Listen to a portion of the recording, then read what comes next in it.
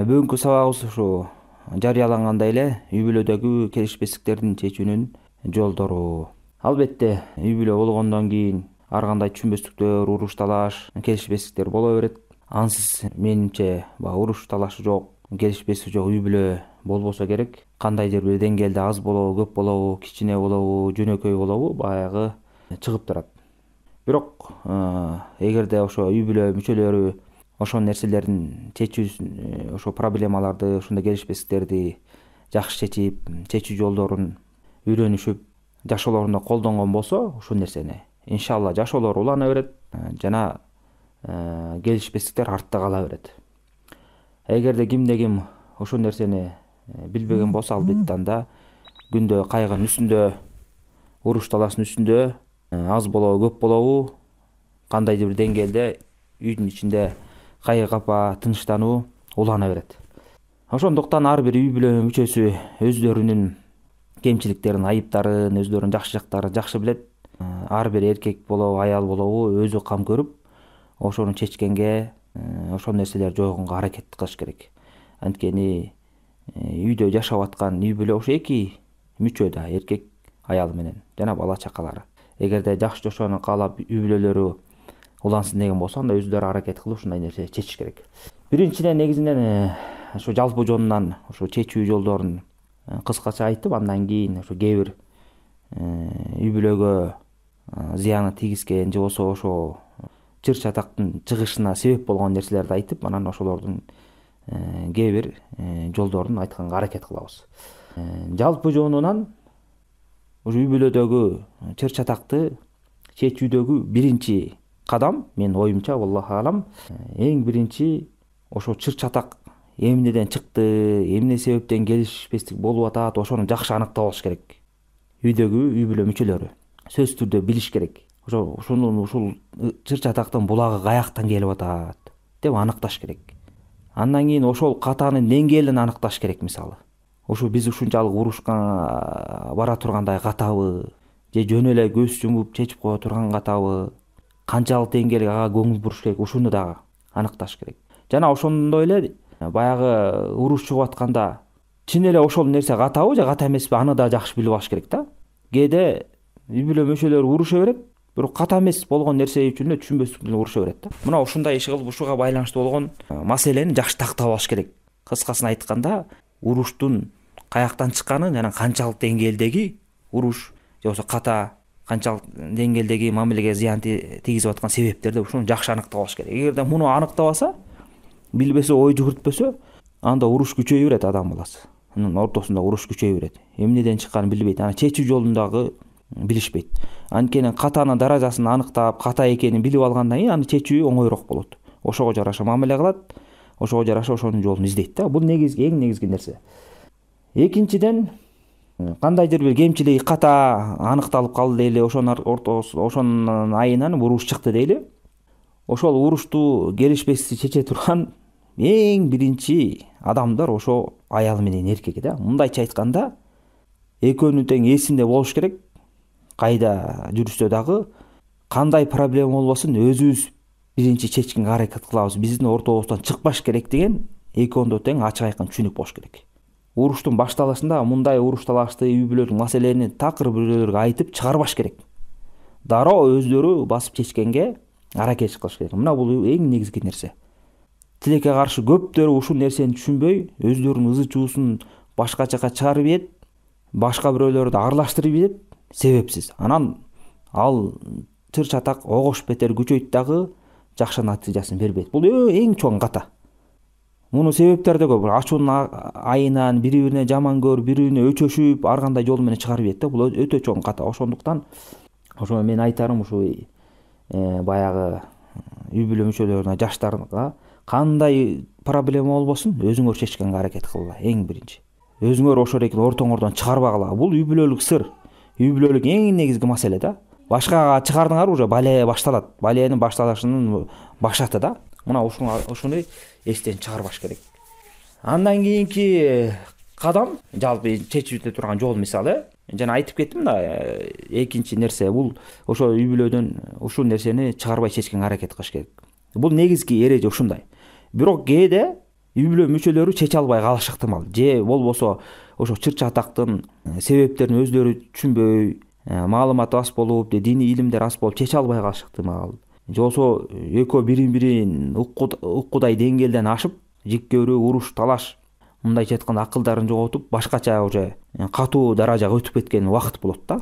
Анда мына ошондой кезде гана анан башка сырттагы адамга кайрылса болот. Ошол адамга кайрылып атканда дагы ошо өздөрүнүн урушунун чегинде кайрылыш керек. Чегеринен чыкпаш керек.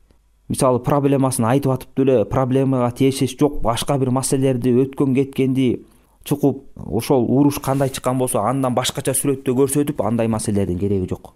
Кимди чечип бер деп ортого салып аткан болсо, ошого кандай проблеманы өзүң гана айтып, ошого гана аралаштырыш керек. Андан башка үй бүлөлүк маселелерге аралаштырып киргизип ийбеш керек да.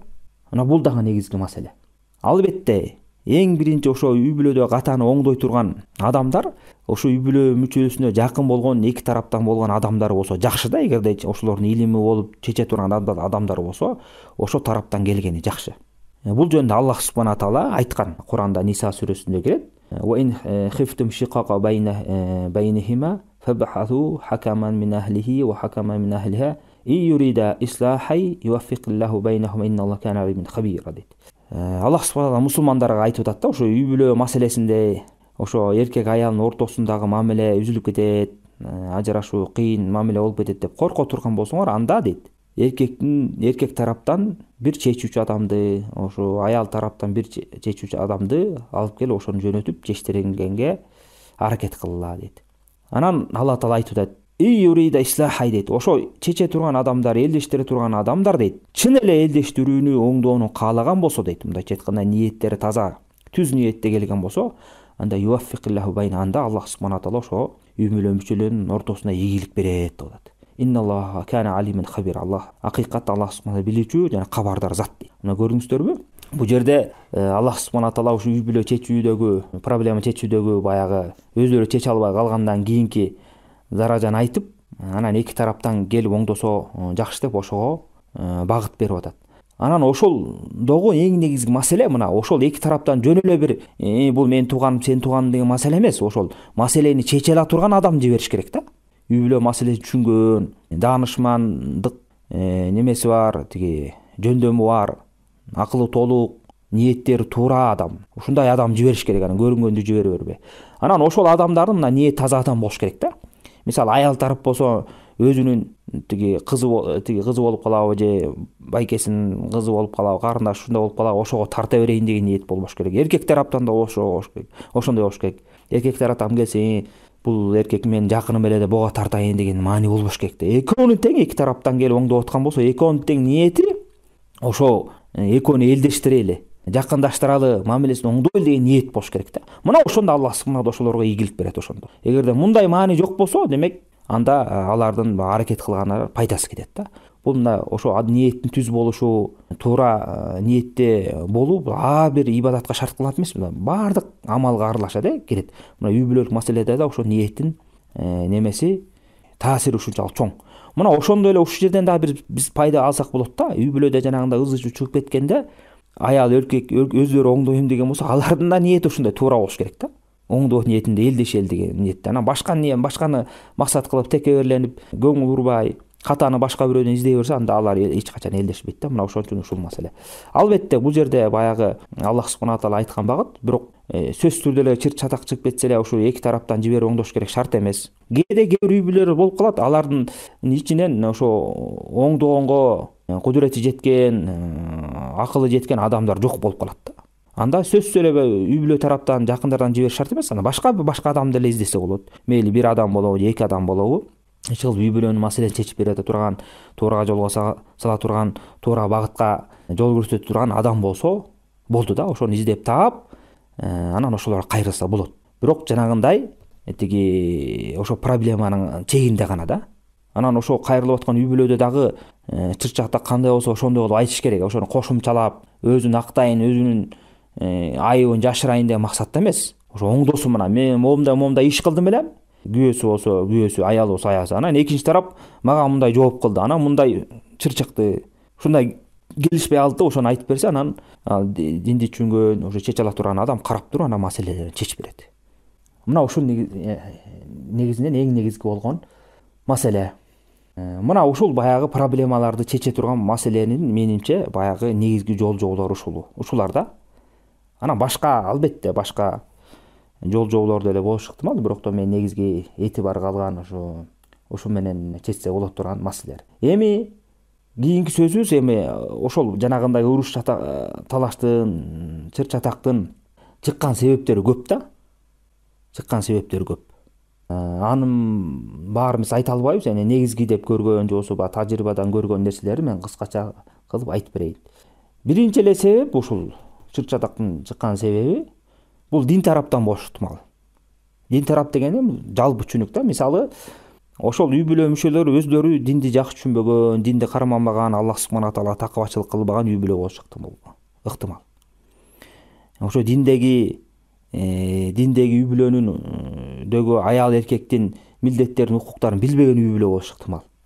Анан ошондон да уруш талаш чыга берет. Мунун дарысы эмне? Мунун дарысы демек ал экөө тең, эки үй бүлө мүчөсү аял эркек динин үйрөнүш керек. Эркек өзүнүн милдетин үйрөнүш керек диндеги, аял өзүнүн милдетин үйрөнүш керек. Анан бири-биринин ушу диндеги укуктарын берсе, анан чыр чатак чечилет. Ошондуктан эң негизги маселе ушул. Адам баласы ошо өз динин үйрөнүш керек. Динде үй бүлөнү сактаганды, үй бүлөдөгү проблеманы кандай чече турганды динде кандай үйрөтөт. Динибиз бизге кандай багыт берген, үй бүлө кандай болуш керек, окуш керек, ошого даярданыш керек. Анан ошондо гана жанагындай ызы чуудан иншалла кутулушат. Экинчи маселе, ошо көп чыр чатакка себеп боло турган маселе бул жанагы акча маселеси, байлык маселеси да. Мындан дагы аябай көп келишпестиктер чыгат. Кээде мисалы үй бүлө башчысы эркек болгон акчаны жетиштүү деңгээлде таба албай, үй бүлөсүн бакпай, карабай койгондон чыкат ызы чуу. Кээде ошол акча көп келип, ошол акчаны кармап, акчага тоюп, акчага көпкөндөн чыгат проблемалар. Кээде адамдын жанагы нафсиси тойбой, канааттанбай, ушундан чыгат. Мына айтор ушундай мал дүйнөдөгү, байлыктагы проблемага себеп болуп калат. Анын жолу эмне? Анын жолу адам баласы жанагындай акчанын дагы пайда зыянын биле жүрүш керек. Эгерде үй бүлөсүн колунан келип туруп жетиштүү деңгээлде акча таппай, бакпай аткан болсо, эркек дароо ошол өз милдетин аткарып, үй бүлөсүн багып, жетиштүү деңгээлде үй бүлөсүнө акча бөлүп туруш керек. Эми ал колунан келбей, колунан келишинче аракет кылып тапканы жетпей атса, башка кеп ал. Анткени ал колунан келгенин кылды да. Аллах субхана таала эч качан колунан келбеген ишти буйрубайт адамга. Колунан келгенин кылып атат. Бул жерде баягы жалкоолонуп, ошо акча таппай, же болбосо тапса да туура эмес жумшап койгон, ушундай жол жөнүндө айтып атабыз да. Анан албетте аялы ошол баягы акчаны таап, же болбосо мага жакшы нафака кыл деп талап кылып ошондон чыгат да ызы чууда. Анын оңдоо жолу демек, эгерде эркек тараптан кемчилик болуп аткан болсо, эркек оңдош керек. Эгерде аялдан да болуп калышы ыктымал, күйөөсү жакшы деле таап келет, бирок да аялы үнөмдүү эмес, көрүнгөн жака акчаны чачат, туура эмес колдонот. Бул жерде проблема аялдан болуп атат. Демек, аял эмне кылыш керек? Бул жерде акылына келиш керек. Күйөөсү таап келген акча колунда аманат экенин билиш керек.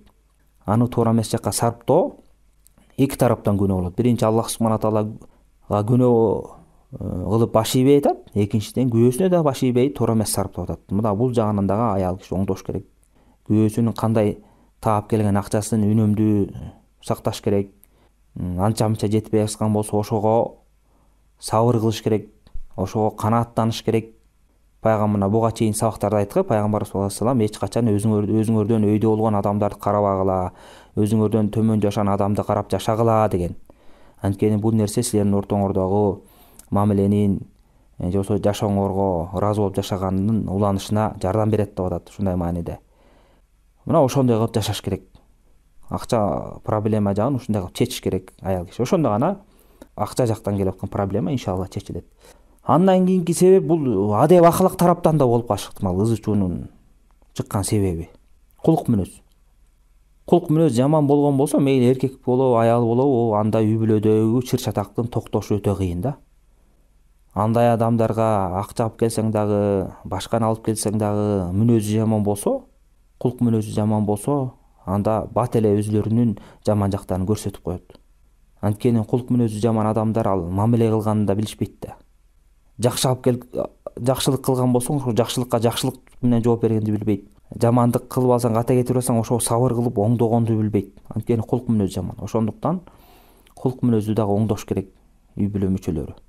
Кандай жагынан болбосун. Буга өтө эле катуу көңүл буруш керек. Анан кээде адам баласындагы анча-мынча кемчиликтер болуп калат кулк мүнөз жагынанчы. Эми бул такай көрүнүш болбосо дагы, аны эки тарап тең бири-бирине кечирим берип көтөрүш керек аны.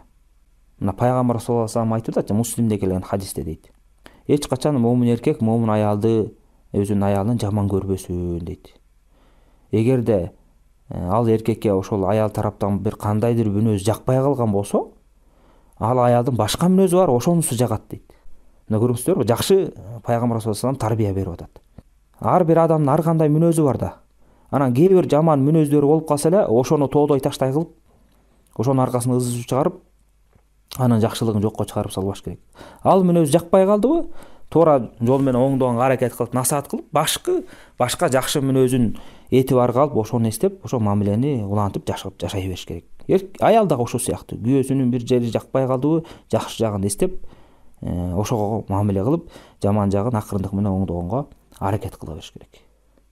Мына кулк мүнөзгө байланыштуу маселе ушундай. Андан кийинки чыр чатактын дагы бир булагы, менимче бул баягы чоң булактардын бири да.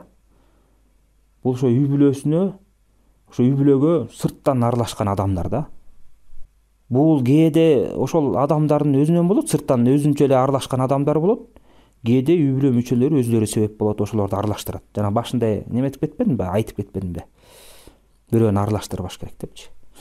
Бул өтө чоң проблема азыркы убакта. Балким көптөгөн урушуу, ажырашуулардын себеби ушул болуп калышы да ыктымал. Анткени кээде үй бүлөдө жанагындай жогоруда айтылган акча проблемасы, кулк мүнөз проблемасы проблема болуп, анан үй бүлө эптеп сакталып, баягы уруштар болсо да жүрө бериши ыктымал, бирок сырттан аралашкан болсо, тез ажырашып кетиши ыктымал да. Ошондуктан буга өтө этият мамиле жашаш керек. Ар бир мусулман Кудай Тааладан коркуп, бирөөнүн үй бүлөсүн бузуп албайын, бирөөгө залака тийгизип албайын деп дайыма Алла Тааладан коркуп, бирөөнүн ишине аралашкандан сактаныш керек. Аралашкысы келеби, жакшы маанеде, жакшы насаат менен аралаш керек. Бузуу максатында, ренжитүү максатында эч качан аралашпаш керек. Бул аралашып аткан адамдарга тиешелүү. Экинчиден, ошо үй бүлө мүчөлөрү дагы адамдарды аралаштырбаш керек. Ызы чукканда. Мисалы азыр аралаштыруунун кандай түрлөрү бар, Азыр деген мурунку замандагыдай эмес, биз деген баягы өнүккөн заманда жашап атабыз да, ар бирибиздин колубузда телефон бар. WhatsApp, Telegram баардыгы күнү түн ачык. Анан үй бүлөдө бир уруш чыгып кетти дейли, бирден болуп чыгып кеткенде, уруш чыкканда көбүнчө эле ачуу келет да, адам баласына ачууланып, аябай өзүн кармай албай, дайынын таппай калган убакыт болот. Анан көбүнчө эмне кылат? Аял киши эмоцияга алдырып туруп, анан уруш талашын анан дароо телефон чалып туруп, мамасына, апасына чалып айтат. Күйөөм ушинтип салды, күйөөм мынтип салды. Эми айткан, башка бирөөгө айткан эркектер деле бар, аларга деле токтолуп, көбүнчө аялдар ушинтет да. Же эжеси болсо эжесине, же сиңдиси болсо сиңдисине, анан үйүндөгү проблемасын айтып дароо жаза баштайт да. Ошондон кайсы аял киши айта алат ушундай, ушинтип ушундай жол менен мен үй бүлөмдү сактап калам, проблема чече алам деп. Бул проблеманы огош бетер күчөтөт. Дагы бир жакшы болуп калып, ошо апасы түшүнүктүү болуп калып, же эжеси сиңдиси түшүнүктүү болуп калып, жакшы насаат берип, кой андай кылба, чыдагын, сабыр кыл, урушпагыла деп айтып койсо, бул жакшы, альхамдулилля. Бирок мундайлар аз кездешет да. Алар киришип, ошол маселени көтөрүп, ошол заматча эртеси апасы, күйөө баласына, кыздын апасы, мындай тиги баланын кайненеси болуп калат да, чала калып, кызымды мынтипсиң, кызымды теңипсиң деген балекет башталат. Эжеси, кайненеси болсо кайненеси чыгат, тиги балдысы болсо балдыз жасып, агалар угуп, инилер угуп, анан кайнатасы угуп, анын баары тең киришкен болсо, мына чоң проблема ушундан чыгат. Алдынан кийин ошондой мамилени оңдош өтө кыйын болуп калат да бул маселеде. Ошондуктан мындай жолго такыр барбаш керек.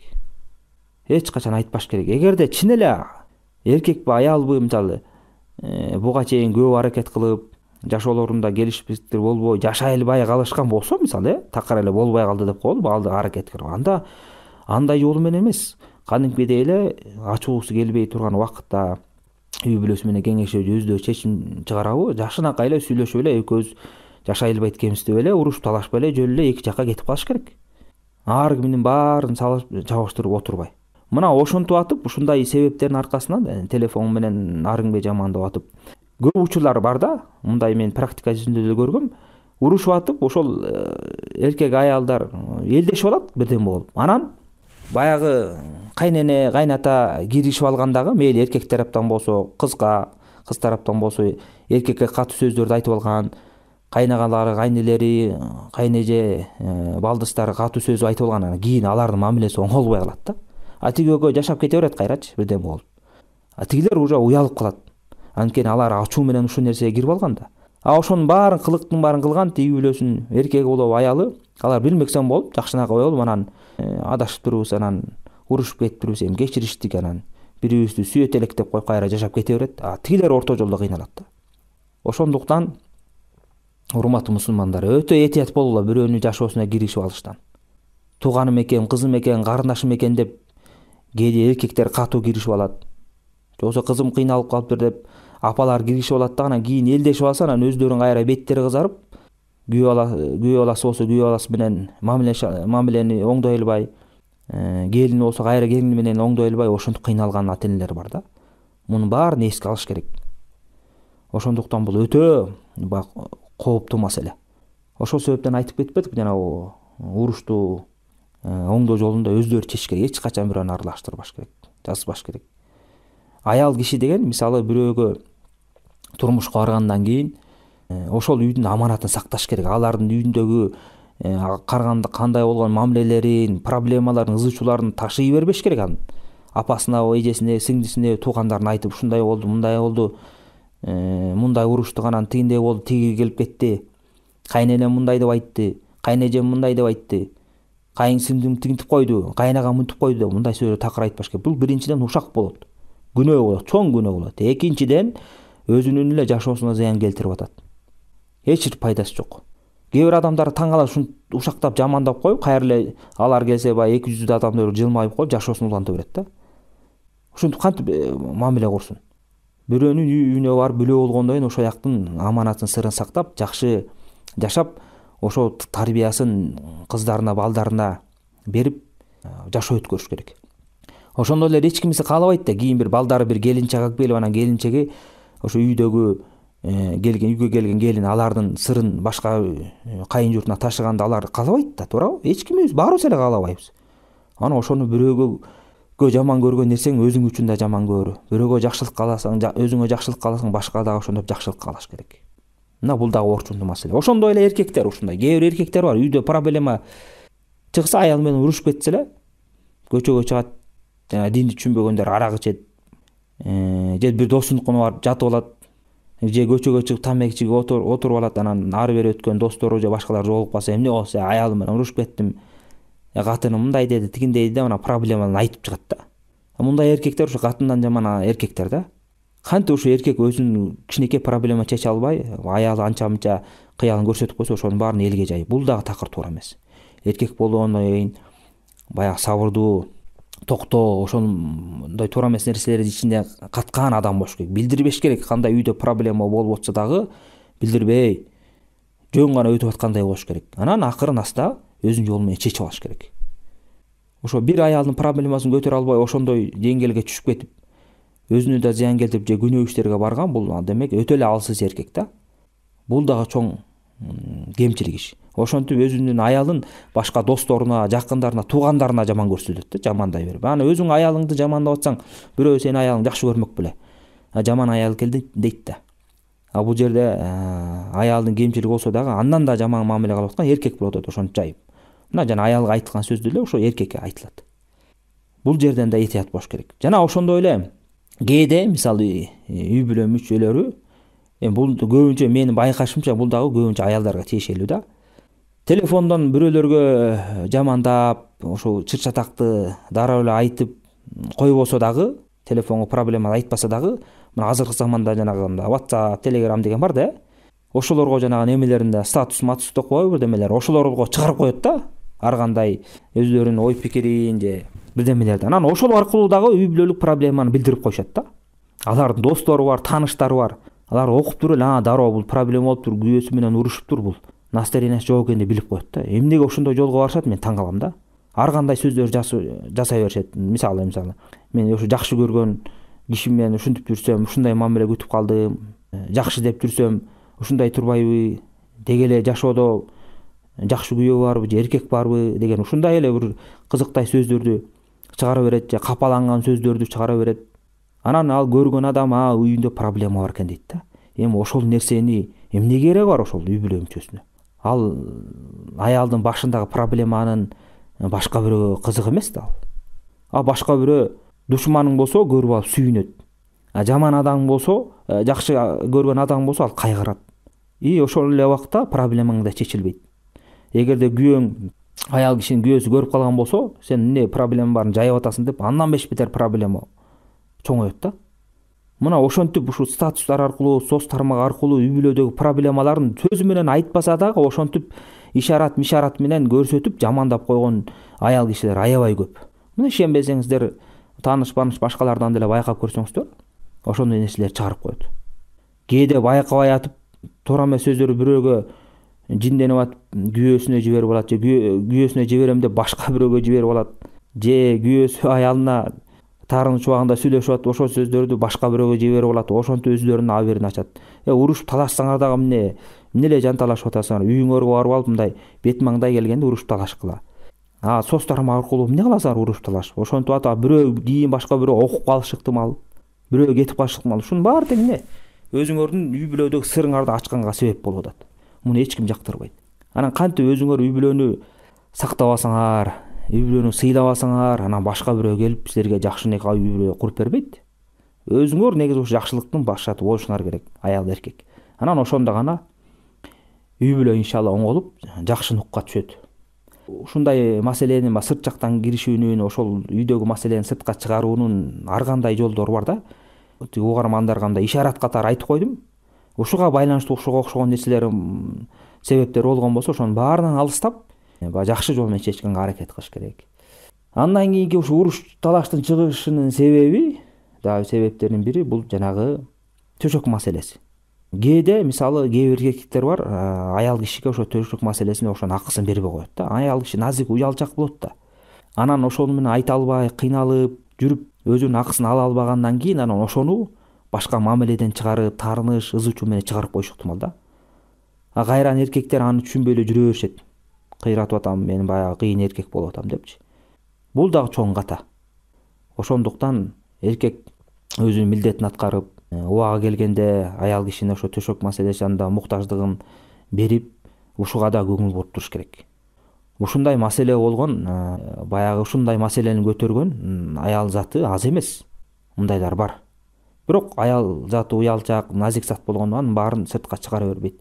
Кээде эле айла жоктон ошону оңдосун деп бирөөлөр кайрып айтпаса эле чыгарганга аракет. Анан ошонун аркасында аял киши кыялын көрсөтүп, баягы туура эмес мамилени көрсөтө баштайт. Эркектер болсо бул эмне болуп калды деп түшүнбөй эле жүрө берет да. Ошол себептен эркектер жакшылап ойлонуп, көздү ачып, ушул маселе жагындагы жакшылап карап койгула. Кээ бир уруштар мына ушунун айынан да чыгат да.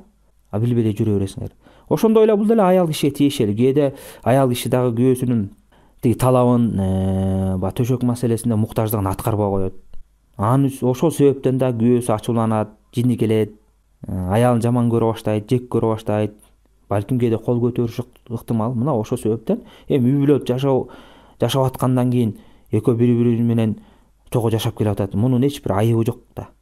Экөө нике кыйылгандан кийин адал болду. Анан өзүнүн убактысы келгенде ошо сүйүүлөрүн бири-бирине көрсөтүп, жакшы мамиледе болуп, ушул маселе дагы ошол төшөк маселесин да жакшы чечип алыш керек. Андан кийинки ушу проблема болсо, бул жанагы жашоодогу эле, жалпы жашоодогу эле жосо уруш талаш маселедеги түшүнбөстүк да. Кээде мен айтып кеттим башында ишара кылып. Уруштун эмнеден чыкканын адам баласы түшүнбөй эле уруша кетишет. же болбосо мисалы бир эле мисал айтайын, мисалы телефондон сүйлөшүп атып, телефондо связь начар болуп кетип бир сөздү айтты деп коелу, аялыбы же эркеги. Ал тиги туура эмес үчүн алып ошол жерден анан бири-бирине катуу сөз айтып, эмне деп мындай деп атасың, эмне деп атасың деп уруш чыгып кетет да. А болбошо жакшы эле сөз айткан, тиги экинчи тарап жакшы түшүнбөй калган. Ошону тактап алып деле эмне деп сүйлөдүң, эмне мааниде айттың деп койсо деле болот да, туурабы? Мына ошонун айынан да чыгат да уруш талаш. Же мисалы кээ бир эркектер башка бирөөгө бирдеме деп сүйлөп атса, баягы аялы болобу, же болбосо аял киши башка менен сүйлөшөсө, эркек болобу, ошо сүйлөшүп аткандарын туура эмес түшүнүп алып, мындай деп айтып атасыңар, мындай деп сүйлөшүп атасыңар деп ошондон да уруш талаш чыгат. Ошондуктан кандай уруш талаш болбосун, ошо сөз аркылуу болуп аткандан кийин ошону шашылып аныкташ керек да, жакшылап. Урушту баштаардан мурун эмне деп сүйлөп атты, эмне деп сүйлөдү, эмне деген мааниде айтты, мен туура эмес түшүнүп алган жокмунбу деп ошону аныктап алыш керек. Эгерде аныктабаса, анда жанагындай шашылыш, уруш башталат дагы, натыйжасы дагы кыйын болуп калат. Анан кийин аныгы билип калганда өзү эле уят болуп калат. Бул дагы чоң маселе. Андан кийинки ушул уруштун чыккан себеби кээде аша чапкан тамашалар дагы урушту чыгарат да. Ибн Муфлих деген чоң алым ушул Адаб шария деген китебинде айтат да, ошол айткан экен. Ушу баардык нерсенин башталышы бар деген экен да. Анан ушу душмандыктын башталышы ушу тамашадан башталат деген экен. Албетте бул тамаша дегенде ошо чектен чыккан тамашаны айтып атат да. Үй бүлөдө эркек аялбы ар кандай мүнөздүү болот. Кээ бирөөсү тамашаны жакшы көтөрөт, кээ бирөөсү тамашаны көтөрө албайт, кээ бирөөсү түшүнбөйт сөздүн маанисин. Анан кээ бирөөсү чектен чыгып тамашалап койсо, ошондон да уруш чыгып кетет да. Ошондуктан үй бүлө болуп жашагандан кийин эркек аял бири-бирин түшүнүп, кайсы убакта тамаша жагат, кайсы убакта жакпайт, кандай тамашалар жагат, кандай жакпайт, ошону аныктап алып, анан бири-бирине тамаша кылса ошондо болот. А болбосо мына ушул дагы чоң проблемаларды чыгарат. Мындан дагы сактаныш керек. Мына негизги баягы чыккан уруш талаштын чыккан себептери ушул. Буга мындан башка дагы уруш талаштар болушу ыктымал себептер. Анын баарын эми айтып турганга убакыт да керек. Анан дагы кийинки маселе ошол жанагындай уруш талаш чыгып калган убакытта, ошону талкуулап атканда, же болбосо ошону баягы дарылап аткан убакытта аял эркек урушуп атканда эч качан бири-бирине кыйкырып, үндү көтөрүп оңдобош керек, урушту талкуулабаш керек да. Бул белгилүү нерсе. Качан бири-бирине баягы өзлөрүнүн нааразычылыгын билдиргенде, же болбосо кандайдыр бир ушу уруштар талкуулап атканда катуу үн менен башташкан болсо, анда ал талкуу жакшылык менен бүтпөйт. Канчалык үн көтөрүлгөн сайын экинчи тараптындагы ачуусу келет, ошончолук үн көтөрүлө берет да. Ошондуктан жай баракат үндү катуу көтөрбөй, акырын талкуулаш керек. Албетте бул оор нерсе, бирок бул проблеманы чече турган эң жакшы жолдордун бири да. Акырын сөз менен айтыш керек. Эмне болду, эмне проблема чыгып атат, эмнеден тарыгыш чыкты, эмнеден түшүнбөстүк чыкты, акырын талкуулаш керек. Анан ошондой эле ошол уруш талашты талкуулап жаткан убакытта, мисалы бир проблема чыгып калса үй бүлөдө, ошону талкуулап атып, мисалы үй бүлө мүчөлөрү өтүп кеткен нерселерди чукубаш керек да. Бул да өзүнчө чоң бале да. Ачуу келип аткан адам ошого барат да, өткөн кеткен чукуй баштайт. Аялы болсо эркектикин, эркек болсо аялдыкы мынтиң элең өткөндө тигиндей кылдың элең, мына ушинтиң элең, ушунун баарын чыдап жүрөм, көтөрүп жүрөм деп ар кандай сөздөрдү айта беребиз да. Мына муну да ташташ керек да. Өздөрү ушу проблеманы чечип атып туруп, анан мурунку проблеманы казып чыгышкан болсо кантип оңголсун? Ал проблема болбойт да. Кайра казылып атат да, кайра тереңдеп баратат да. Мына ошону да эске алыш керек. Андан кийин үчүнчү жагы ошол проблеманы чечип атканда чала була чечип коюп туруп кетпеш керек да. Ал чечилбей калса бүттө кайра уруш кайра чыга берет. Мына бул дагы баягы эң негизги нерселерден. Андан кийинкиси ошол проблеманы чечип атканда, мисалы уруш талаш чечейин дегенде бир ылайыктуу убакытты табыш керек. Экөөнүн акыбалы турган турпаты ошого даяр болуп, ошондой ылайыктуу убакытты, абалды тандап туруп анан проблеманы башташ керек да. Мисалы деп коелу, эркек киши аялына нааразы болуп, телефон аркылуу же башка мамиле аркылуу урушуп кетти деп коелу, же болбосо бир катасын аныктап калды дейли үйгө келип. Анан ошону эшиктин босогосуна туруп алып, аялын аңдып күтүп турбаш керек да. Кирер замат эле ошону баштайын деп, эгерде башка жерде жүргөн болсо. Жана ошондой эле аял деле ошондой. Азыр келгенде эле проблеманы көтөрөйүн деп үйгө киргенде эле кабак кашты бүркөп, ушундай кылсың деп жаман кыялды көрсөтүп баштабаш керек. кадимкидей эле дасторкон үстүнө отуруп же башка жердеби ошонун ылайыгы келип калганда эле жай сөзү менен баштап, мына ушундай болуптур, жоксо могу нерсени мен жакшы түшүнбөй калдым, таарыныч пайда болуп атат, эмнеге ушундай кылдыңыз эле деп акырын аса эле чечип алса эле болду, проблема чечилет. Ошондуктан урматтуу мусулмандар, ушуга дагы жакшы көңүл койгула. Анан дагы бир могу жерде бир маселе бар болчу, негизги ошону мен айтпай кеттирмин. Ошо проблемалардын, ошо уруш талашын чыгышынын дагы бир себеби ошо мына пайгамбарыбыз саллаллаху алейхи вассалам айтып кеткендей эле. Бул негизи аял кишиге айтылган, бирок эркекке деле тиешеси бар. Жанагы бири-бирине кылган жакшылыктарды четке чыгарбаш керек да, четке кагып салбаш керек. Мына бул дагы чыр-чатактын чыгышына чоң себеп болот. Пайгамбар саллаллаху алейхи вассалам баягы Бухариде келген хадисте айтат. Ошо тозокко кирген адамдардын көрдүм, ошолордун көпчүлүгү аялдар экен дейт да.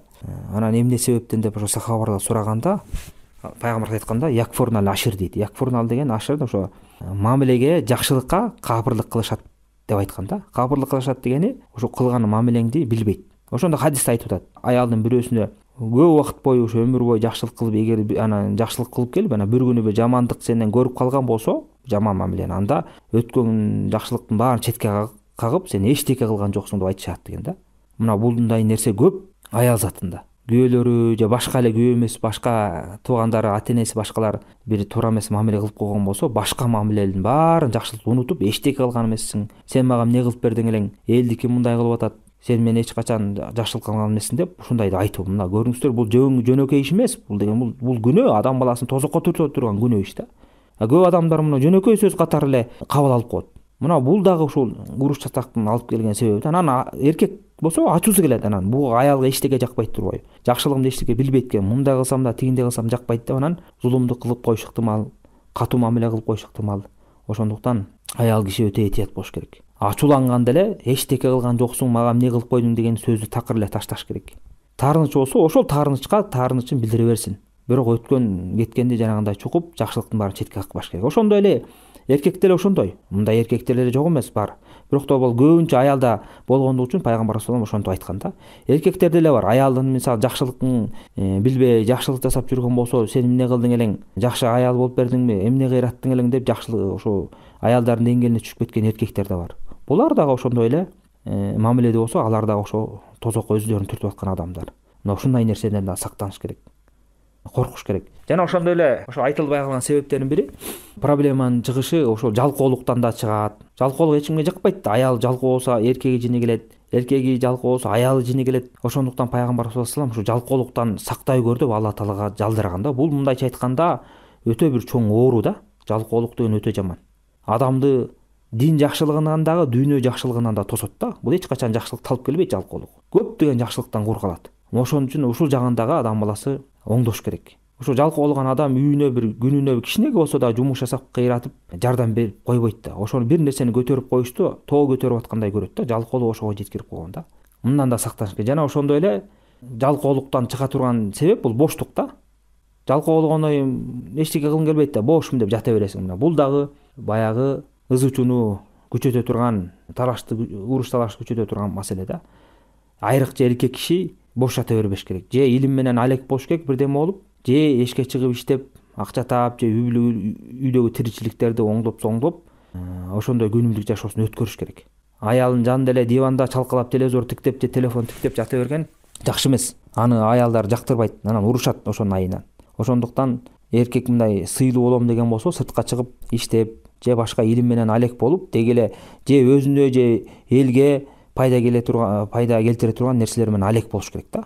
Жок дегенде бир 2 саат көчөгө чыгып, эшке чыгып иштеп, короосун тазалап, тияк буягын иреттесе дагы бир нерсе менен алек болуп туруш керек да. Андан кийинки ошо дагы бир себеп, ошо айтылбай калган себептердин бири, кээде үй бүлө мүчөлөрү жакшы эле болот, жакшы эле жашап жүрүшкөн болот, бири-бирин түшүнүп, бирок жанагы сыйкырдын таасиринен үй бүлө бузулуп кетет да. Анан ошону көп адамдар байкабай, үй бүлөлөрү бузулуп ажырашып кетишет. Мисалы кээде сыйкыр башка бирөөлөр тараптан болушу ыктымал, үй бүлөсүн бузалын деген максаттачы. ошону дагы жакшы аныктап алыш керек да. Анан менин билген белгим, аллаху алам, мында баягы дем салып ошо менен алектенип жүргөн адамдардан да сурап тактап алыш керек. Ошо сыйкырга, ушундай же көз тийгенге илинип калган адамды кантип байкаса болот? Баягы күнүмдүк көрүп жүргөн мүнөзүн, баягы өзүнүн табияттагы кулук мүнөздөрү бар да, ошолор өзгөрүп калат да, такыр эле мындай туруп эле башкача болуп калат. Ошондо шектенип, ошо биле турган адамдар аныктап алыш керек. Барып, аныктатып билип алыш керек да. Такыр эле өзгөрүп кетет. Кээ бирөөсү ибадатын таштайт, мүнөздү өзгөрүп, катуу сүйлөп, балдарына туура эмес мамиле кылып, жанагы мүнөзү өзгөрүп, мээрими жоголуп, ушундай башкача боло баштайт. Көздөрүнө билине баштайт. Мына ошону да аныктатып, анан эгерде чын эле сыйкыр болуп же көз тийип калган болсо, аны дарылатып, дем салдырып, оңдотуп алыш керек. Кээде ошол сыйкыр эмне тараптан болот? Кээ бир мисалы үй бүлө мүчөлөрү, бул дагы тилекке каршы ушун аял кишилер көп кылат. Күйөөсү жакшы мамиле кылбай койсо, үй бүлөсүндө ар кандай ызы чуулар, чыр чатактар боло берсе, ошону баягы туура жолу менен, дин жолу менен аракет кылып оңдойлу дебестен, дароо эле көз ачыктарга чуркап барат да. Күйөө менен жакшы мамиле болбой атам, ушунун бир оңдоп бербейсизби? Ортобузга жакшылык деп атабызбы, жакшылык кылып элдештирип, ушинтип күйөөмдү мага байлап бериңиз деп анан сыйкырчыларга барат да, көз ачыктарга барат, төлгөчүлөргө барат. Анан алар жанагында дуа суа менен анан бириктиргенге аракет кылат. Ал убактылуу биригип аялын жакшы мамиле кылып калса эле, балким ошол кийин убакыт өткөн сайын аял эркек кишинин немеси кетип, акыл эси кетип, жиндүү болуп калышы ыктымал. Ошонун таасири үй бүлөсүнө тиип, биротоло туура эмес иштерди кылып коюш ыктымал. Бул дагы өтө чоң күнөө. Анткени бул шарият биздин сыйкырга барууну шариятыбыз катуу тыйып салган. Өтө чоң күнөө болот. Кээде капырлыкка чейин алып барат мындай нерсечи. Ошондуктан жанагынтип көз ачыкка чуркап, үй бүлөмдү оңдоп кой, мамилебизди бекемдеп кой деген аял заты өтө чоң жаңылышып атат. Кудайдан коркуп тооба кылып, мындай нерсеге барбаш керек. Ошондой эле эркектер деле барып калган болсо, аялым жакшы болбой атат, мамилеси өзгөрүп кетти, бир башын айланып дубалантып берчи десе да, бул дагы чоң күнөө. Бул дагы чоң жаңылыштык кылып атат. Мына ушунун баарынан тең эле үй бүлө мүчөлөрү тең алыс болуш керек. Көз ачык, төлгөчү, анан жол ачып берем, анан үй бүлөдөгү маселелерди оңдоп берем, элдештирип берем деген бул ачыктан ачык эле жалган, эч качан оңдобойт. Алар шайтандын жолундогу адамдар, аларга такыр кайрылбаш керек. Ким мына жакшылыкка жетем, үй бүлөнү оңдойм десе, жана жогоруда айтылган, колдоом келишинче айткан ушу себептерди аткарсын. Анан эң негизгиси ар дайым мына ушу менен сөзүбүздү бүтүрөбүз иншалла. Үй бүлөдө чыр чатак болобу, болбойбу, жашоодо иши адам баласы жашоосунда жүрөбү, дайыма Аллах субхана таала такыбачылык кылыш керек. Алла таала Куранда айтып атат: ким Аллах субхана таала такыбачылык кылган болсо, ва май яттакиллаха яджал лаху махража дейт. Ким Аллах субхана таала такыба болуп жүргөн болсо, Аллах субхана таала ал үчүн баардык нерседен чыгуучу жолду даярдап берет деп атат. Кандай проблема болбосун, кандай балия болбосун, ошо кутула турган жолун Аллах субхана өзү үйрөтүп, ошону өзү билдирет. Болгону Аллах субхана тааладан такыбачылык талап кылат. Такыба деген эмне?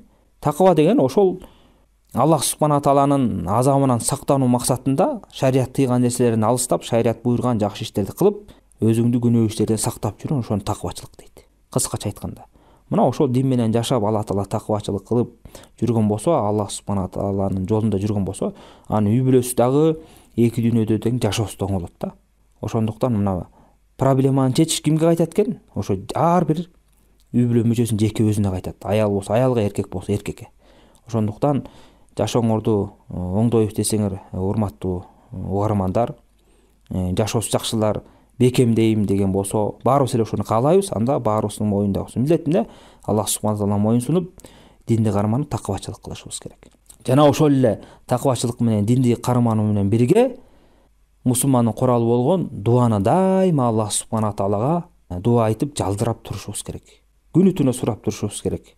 Мына үй бүлөлүк маселе болгондон ошого тиешелүү кылып айтайын. Негизинен дуаны ошо баардык маселеге тиешелүү кылып дуа кылып туруш керек да. Үй бүлөгө, динге, бала чакага байланыштуу. Бирок үй бүлө тууралуу айтып аткандан кийин үй бүлөгө байланыштуу дуа кыл. Алла тааланы жалдырап сураш керек адам баласы. О Алла таала, эркек болсо мисалы, аялым менен менин ортома жылуу мамилени, мээримдүүлүктү бер. Бири-бирибизди түшүнүп жашайлы, ажыраштырба, үлгүлүү, жакшы үй бүлөлөрдөн кыл. Ортобузга берекени берөгөр, ынтымакты берөгөр. Балдарыбызды жакшы жолго, туура жолго сал деп ушинтип тилешиш керек кадимкидей. Намазда, башка убакта жалдырап. Аялды да ошентип тилеш керек. Үй бүлө үчүн дуа кылып туруш керек. Бири-бирине дуа кылыш керек. бири биринин кемчиликтери болсо ошо Алла таала жалдырап ушул кемчилигин кетиргөр, оңдой көр деп чын жити менен Алла таала кайрылыш керек. Анан ошондо иншалла өзлөрүнүн үй бүлөсүнө чоң жакшылыкты тартып келишет. Анан эң акыркы маселе ушул муну дагы баягы башка маселелерди да айтып кеткем. Негизинен эле бул нерсе ушул баардык нерсе керек да. Ошо үй бүлөдө мамиле кылганда, мына эркек аял мамиле кылгандачы, ошо адамдын ыраазылыгы үчүн дебей, ушунун аркасынан бир жакшылыкка, кызыкчылыкка жетип калайын деген максатта эмес, ошо кылган мамилени аялы да эркеги да жалгыз Аллах субхана тааланын ыраазылыгы үчүн кылыш керек да. Эркекке нафака кылбаса, аялына жакшы мамиле кылбаса, үй бүлөсүн багабатса, ошо Аллах субхана таалага жагайын, Алла тааланын ыраазылыгы үчүн кылайын деш керек. Аялы күйөөсүнө баш ийип атса, күйөөсүнүн аманатын сактап аткан убакытта, ошо Алла тааланын ыраазылыгы үчүн кылып атам. Алла таала буйруган үчүн мына күйөөмө баш ийип атам. Күйөөмдү ушунча урматтап атам. Сөздөрүн эки кылбай атам. Күйөөмдү сыйлайын. Ушунун баары тең Алла тааланын ыраазычылыгы үчүн болуп атат деп, мына ушул ниет болуш керек. Эгерде адамда ушул ниет болбосо, анда үй бүлөсүнөн береке кетет. Жеке эле үй бүлөдө чыр чатак эмес, андан башка проблемалар да күчөйөт. Адам баласынын көкүрөгү кысылып, өздөрү эле кыйналат. Анткени бир адам бир жакшылыкты кылып туруп, ошону Алла субхана тааланын ыраазылыгы үчүн кылбаса, демек ал жакшылыкты, жоопту башка макулуктардан, башка да бирөөдөн үмүт кылып атат да. Алардан келбей калса, анда проблема башталды да. Аларды келген күндө дагы ал убактылуу бир жакшылыкка жетиши ыктымал, бирок да чыныгы Аллах субхана тааланын түбөлүк жакшылыгына жетпей калып атпайбы? Анткени анын кылган мамилеси Алла таала үчүн болгон жок. Ошондуктан ал үчүн өтө эле зыян нерсе. Ким ушул эрежени кармаган болсо, демек ал көп деген кыйынчылыктан чыгып кетет. Көп деген уруш талаштан чыгып кетет. Анткени ал адамда жанагындай менменсинүү, текеберлик да жоголот да. Мисалы, эркек киши аялына жакшылык кылды деп коелу, жакшы карады, бакты, бирок аялы билбей туура эмес кылса, бул деген Алла ыраазычылыгы болгон, бул жакшылыкты Алла тааладан үмүт кылайын деп туруп, көңүл урбай коет ошол нерсеге. Өтүп кетет да, өзү канча соокко жетип атат. Ошондой эле аял да ошондой да. Күйөөсүнө жакшы мамиле кылып баш ийип, күйөөсү менен тең тайлашпай, укук талашпай жүргөн болсо, болду. Ал Алла ыраазылыгы үчүн кылып атам ушул нерсени деп туруп, жашоо жеңил өтөт дагы, уруш талаш дагы азаят да. Ошондуктан ар бир мусулман ушул маселелерди биле жүрүш керек. Анан дагы бир кечирип коюңуздар, дагы бир маселе калып калыптыр, негизинен ушуну айтып коеюн. Кээде ой бөлүнүп кетип атпайбы? Ой бөлүнсө дагы акырында айтып коеюн. Үй бүлөдө жанагы башында ишара кылып, анан айтам деп атам, эстен чыгып кетти да. Айтпадымбы, үй бүлөдө эркек аял өзлөрүнүн укуктарын, милдеттерин жакшы билиш керек депчи. Анан биз билебиз го, үй бүлөдө деген башкара турган эркек. Ошол өзүнүн укугун билиш керек, жана ошондой эле эркектин даражасы үйдө болгондон кийин аял киши ушуну жакшы билип, ошол эркектен укукту талашпаш керек да, башкарууну талашып, өзүнүн деңгээлин эркектикине чейин көтөрбөш керек. Мына ушундан да көп ызы чуу чыгат да.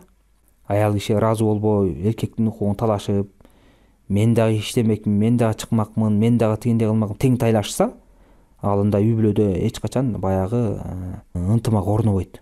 Ошондуктан эркек өзүнүн милдетин билиш керек, аял өзүнүн милдетин билиш керек. Аялдын эң негизги милдети үйдө акча таап келип башкара турган эркектин ошонун милдети. Ошол нерсени аял киши эркекке ыйгарып бериш керек. Анан башка бирөөлөрдүн тилине кирип алып, эркекти көндүрүп алыш керек, эркекти мындай кылып алыш керек, антпесең булар билбейт, кийин башыңа чыгып алат, тигиндей чыгып алат деген өзүнөн чыккан жаман ой болобу же башка бирөөлөрдөн келген туура эмес кеп кеңешке такыр көңүл бурбаш керек да. Кээ бир шүмшүк адамдар бар, ошентип үйрөтөт да. Турмушка чыгып атканда аял кишиге сен барганда күйөөңө момундай мамиле кыл, сага сени басынтып баш ийдирип албасын, тең тайлаш укугуңду талашып тур, мындай деп айтса тигиндей деп айт, тигиндей деп айт, бул жумуштарды кылба, анткени ал көнүп алат, кылба депчи. Андай арамзалыктын эмне кереги бар? Эркек аялы колунан келе турган иш болсо кылып кое бериш керек аны. Аны ошентип үйрөтүшөт да. Мындай нерселерди ошо мен жашоодо кээ бир адамдардан көргөм, ошон үчүн айтып атам. Баягы ал оюнда жакшы насаат берип аткандай болот да. Мына сен тигинде бул ишти кылба, тигил ишти кылба, алар көнүп алат, көндүрүп аласың, күйөөнү мындай кармаш керек, күйөөнү тигиндей кармаш керек деп туура эмес акыл насаат берип койсо, анан баягы акылы кыска аял болсо, ушундай турбайбы деп анан бирөөлөрдү көрүп таасирленип алып, анан күйөөсүнө туура эмес мамиле кылат да. Бул да чоң ката иш. Кээде башка бир туура эмес аялдардын күйөөсүнө жаман мамилесин кылып алып, ошону эрдик көрөт да кээ бир аялдарчы. Күйөөсүнө катуу сүйлөп, же көчөдө же башка укугун талашып, ызы чыгарып, анан ошентип догурунуп көгөрүп атып өзүнүн каалаганын кылдырып алса, кыйын аял экен, ушинтип кылдырып алат экен, көгөрүп атып, мен да ошондой кылайын деп анан чыр-чатакка ошондон да кабылат да. Бул дагы туура эмес нерсе. Аял кишинин көк болушу эч качан жакшылыкты алып келбейт. Аял кишиден көк болбош керек, айрыкча үй бүлөдө маселесинде. Ийкемдүү, назик болуш керек. Көгөрүп проблеманы чечем деген болсо ал туура эмес нерсе. Же өзү зыян тартат, же ошентип атып күйөөсүн баягы мээсин жеп отуруп, күйөөсүн начар, алсыз эчтекеге алы келбеген күйөө кылып коет да. Кол шилтеп калат кийин, ошого теңелбей эле коеюнчу, эптеп бала чакалуу болуп калдым, эптеп эле жашап жүрө берейинчи деген ошондой деңгээлге түшүп калат. Мындай жашоонун эч кимге кереги жок. Мына ушундай нерсеге да жакшы көңүл буруп, этият болушубуз керек. Кээде ушул нерсеге күйөөлөрү өздөрү дагы ушул нерсеге жооп берет. Кээ бир начар эркектер баягы аялга жумшак мамиле кылыш керек, теңелбеш керек деген маселени туура эмес түшүнүп алат дагы, аялы эмне иш кылып атса да көңүл бурбай жүрө берет да. Карабайт ошону, насаат бербейт, жакшы сөз айтып тарбиялабайт. Монун туура эмес болуп атат деп эркектин милдетин аткарбайт. Аял көчөгө каяка чыгып атат, эмне кылып атат, көңүл бурбайт ал. Бирөө менен кандай мамиле кылып атат, кандай сүйлөшүп атат, туура сөз айтып атат, ага да көңүл бурбайт. Эптеп эле баягы кирип чыккан эркектики эле аты болсо болду, ошентип эле жүрө берет да. Мына ошондой эркектер дагы аялдарынын баягы кемчилик кылышына, ката кылышына чоң себеп болушат. Ошондуктан үй бүлөдөгү маселеде эркек өзүнүн милдетин жакшы аткарса, аял киши өзүнүн милдетин жакшы аткарып, бири-биринин укуктарын шарият көрсөткөндөй берсе эле проблеманын баары чечилмек да. Мына ушундай нерседен дагы сактаныңыздар, абайлаңыздар. Аллах субхана таала баарыбызга туура жолду ачык айкын көрсөтүп, ошол туура жолдон адаштырбасын. Жалпы момун мусулмандарга бекем үй бүлө, ынтымактуу үй бүлө берсин. Өзүбүз ушу үй бүлөлөрүбүз менен ынтымактуу бололу, келечектеги урпактарыбыздын үй бүлөлөрү ынтымакчыл болушун. Эми бул сабактын аркасында суроо жооп болушту эле. Азыр мен бошобой калганына байланыштуу бир күн суроо жооп болбойт. Кийинки сабактарда мүмкүнчүлүк болуп калса иншалла кылабыз. Ассаламу алейкум рахматуллахи ва баракатух.